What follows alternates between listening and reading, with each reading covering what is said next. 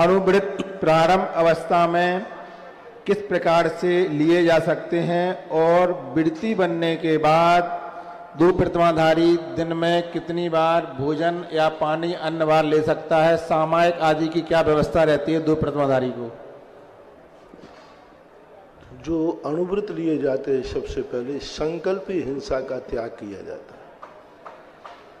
संकल्प पूर्वक हम किसी भी जीव को मारेंगे नहीं, संकल्प पूर्वक हम दुख पहुंचाएंगे नहीं, झूठ बोलेंगे नहीं, चोरी करेंगे नहीं, कुशील आदि भी इससे दूर रहेंगे। परिग्रह आदि भी जो हमारा अर्जन है वो ठीक है, दूसरों के परिग्रह के प्रति हम अपनी मूर्छा नहीं रखेंगे। तो ये संकल्प पूर्वक जो विधि होती है ये अणुव्रत कहलाते हैं। उसी में जब 4 और 3 7 शील व्रत पूज्यवर कुंद स्वामी ने श्री रत्नगण श्रावकाचार्य के अंतर्गत बहुत अच्छी व्याख्या की। उन्होंने जहाँ अष्टमूल गुण लिए वहाँ 5 अणुव्रत गए।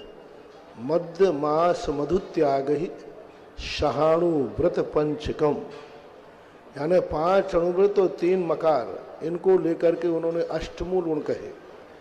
ये अष्टमूलों का वर्णन जो किया है ये सामान्य रूप से उनके लिए किया, जैसे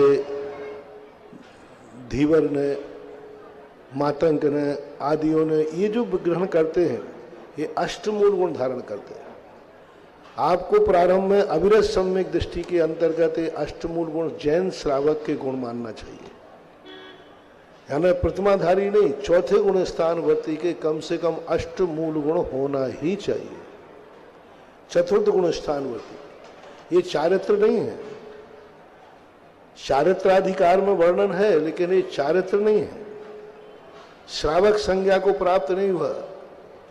पूज्यवर समंतभद्र महाराज ने श्रावक शब्द का जो प्रयोग किया है वो अविरत सम्यक दृष्टि के श्रावक शब्द का प्रयोग नहीं किया। श्रावक शब्द का प्रयोग जब किया पूज्यवर ने, जब उसने 7 और शील व्रत धारण कर लिया, उसके पहले कहीं श्रावक शब्द का प्रयोग नहीं किया। 40-41 गाथाएं सम्यक दर्शन पर हैं, सम्यक ज्ञान पर हैं, दर्शन प्रतिमा का वर्णन कर दिया, अष्टमूलगुण का वर्णन कर दिया, लेकिन श्रावक शब्द का प्रयोग नहीं किया।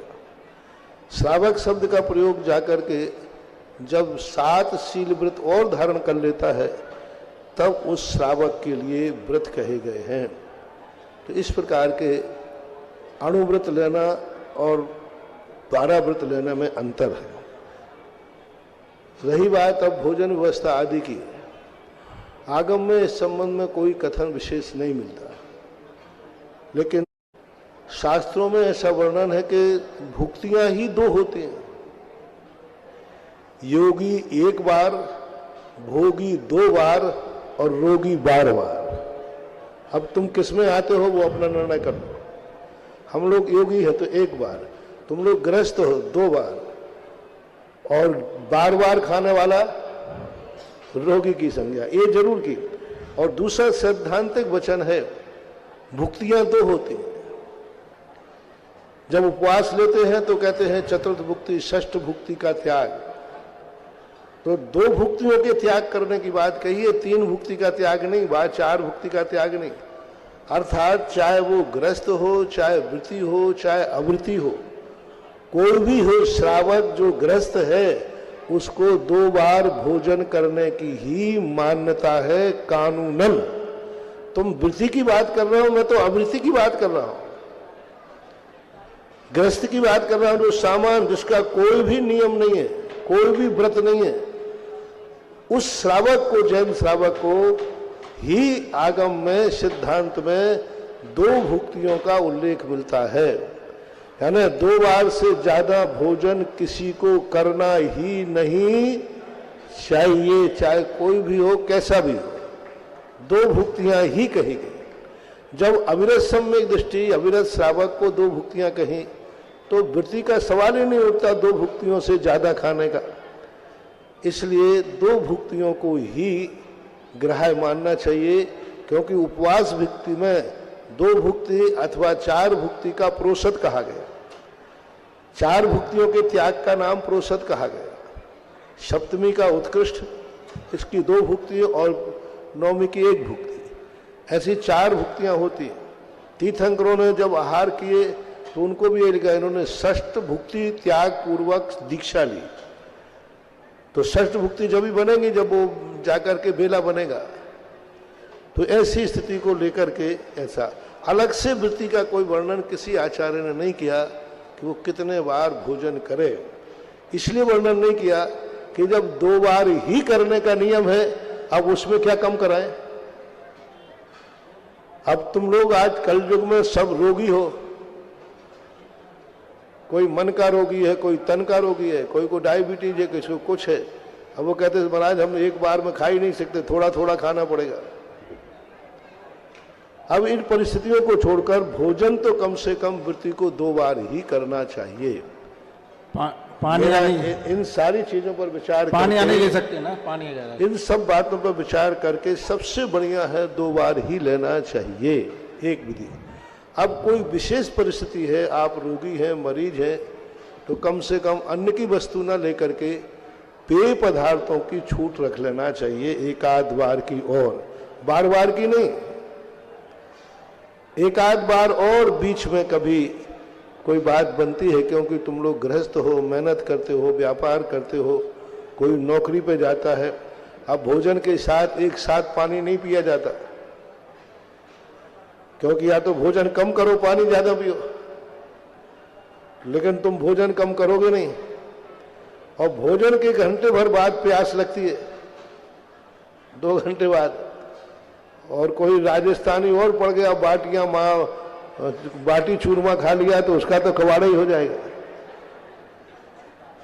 तो 1 बार पानी की या पेय की छूट रख लेना चाहिए, बस इससे ज्यादा नहीं रखना चाहिए। फिर औषधि है, तो औषधि के कारण के लिए तो विपत्ति काले मर्यादा नास्ति। जब आपातकाल है, उस आपातकाल को आपातकाल ही मान करके ग्रहण करना चाहिए, बाद में प्रायश्चित आदि लेकर त्याग कर देना चाहिए। सामायिक कितनी बार करेंगे 2 प्रथमाधारी? सामायिक कम से कम 2 बार सामायिक होना ही चाहिए, क्योंकि सामायिक भी उसका एक शिक्षा व्रत है।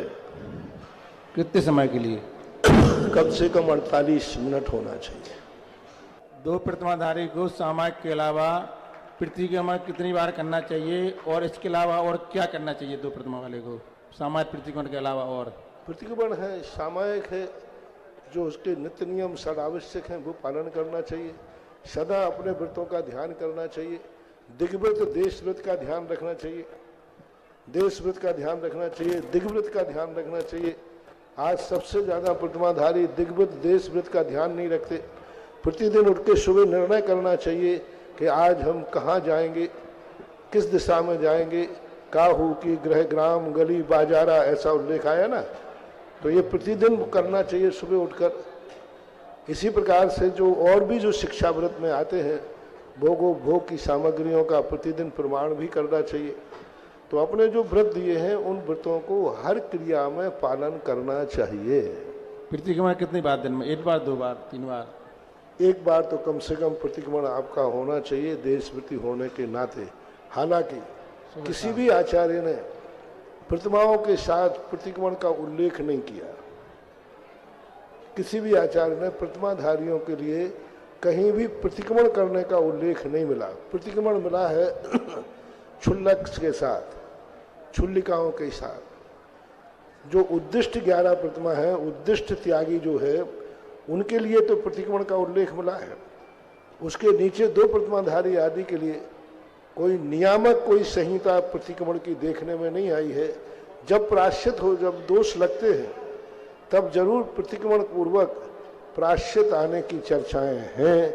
नियम रूप से प्रतिमाओं में कहीं प्रतिक्रमण का उल्लेख देखने में नहीं आया।